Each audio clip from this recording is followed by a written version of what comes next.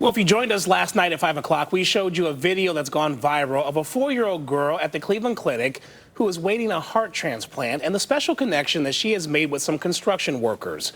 Well, today I spoke to Brinley Weislick and her mother by Zoom. Brinley has been at the hospital now for more than 100 days, and back in January, the family was in their room playing, and Dad shined a flashlight at the construction site right across from them. It is where OCP Contractors is helping build the clinic's new neurological institute. Now, to the family's surprise, a worker shined a flashlight back, and now it's become a daily ritual where those workers will visit the window each afternoon. They wave to Brinley and they write out messages of support, and it's really allowed her to brighten up her days. Did it go a long way to kind of boost your own spirits there?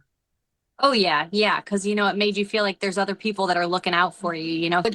It helps having people, really support her and her story. And it also brings awareness to pediatric organ donation, just trying to get the word out there that we are just a normal family, and we're just waiting for her hero heart to come. There you go. They are waiting for that hero heart to come, and many of the construction workers have met Brinley, delivering color books, a giant teddy bear, and a whole lot more. And Katie, when we chatted this morning, Brinley was actually in art therapy, so she was coloring and she made a rainbow. So I put that photograph on our web story so everybody can see it. She is quite the artist. She is quite the human, and it's the heroes they meet in the between, right? That waiting period. There's so many great people like that, the hospital staff.